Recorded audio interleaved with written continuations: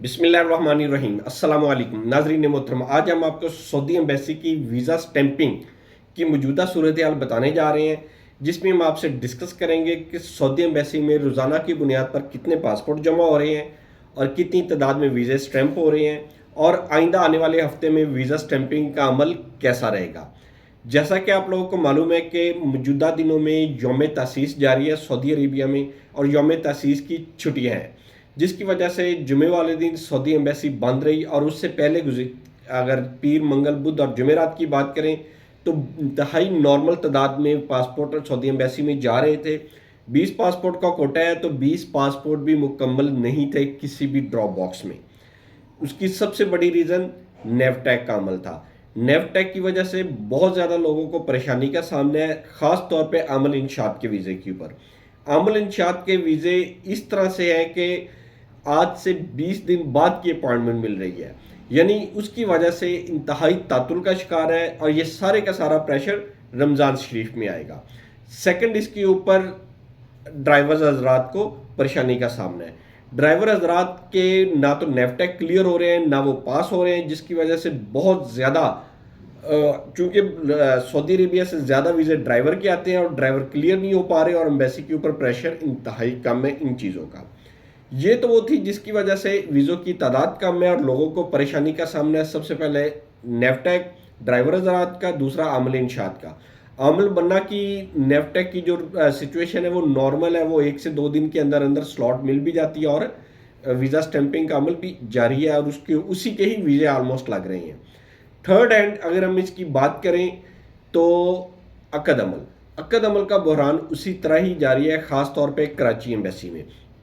Ambassador की तरफ से काफ़ी ज़्यादा सख्ती है अकद अमल की चेकिंग के ऊपर, जिसकी वजह से कराची एम्बेसी में वीज़ा स्टैंपिंग का अमल इंतहाई स्लो है, जिसकी वजह से पासपोर्ट भी एम्बेसी के अंदर प्रॉपरली नहीं जा रहे। जो इधर उधर से बनवा कर या गैर मुतलका अफराद से मुफा करवा कर अकद अमल भेजे जा रहे हैं, वो अकद अमल पासपोर्ट के साथ से उतार कर पासपोर्ट वापस कर दिया जाता है और वीज़ा भी स्टैंप नहीं किया जा रहा। सिमिलरली अगर हम आइंदा आने वाले हफ्ते की बात करें तो छुट्टियों के बाद जब आइंदा वाला हफ्ता आएगा उसमें काफ़ी उम्मीद है आमल इंशात और ड्राइवर के काफ़ी ज़्यादा पासपोर्ट आएंगे और वीज़ा स्टैंपिंग के अमल में कुछ बेहतरी आएगी, ज़्यादा तादाद में पासपोर्ट अंदर जाने की उम्मीद है। लेकिन रिक्वेस्ट वही है सऊदी गवर्नमेंट से कि अगर ज़्यादा तादाद में पासपोर्ट आएँ तो उनसे गुजारिश है कि जो पासपोर्ट आएँ उनको वीज़ा स्टैंप करके बाहर भेज दिया जाए, ना कि हिले बहाने करके अकद अमल का या इशू करके उनको वापस किया जाए, ताकि लोग स्मूथली वर्क प्रोसेस को जारी रख सकें। काफ़ी अगर हम ओवरऑल प्रोटेक्टर की भी बात करें इसके साथ साथ, तो उसके अंदर भी वीज़ा स्टैंप प्रोटेक्टर की स्पीड भी बहुत ज़्यादा स्लो है, क्योंकि वीज़ा स्टैंपिंग नहीं हो रहे। वीज़ा स्टैंपिंग होगी तो प्रोटेक्टर होगा।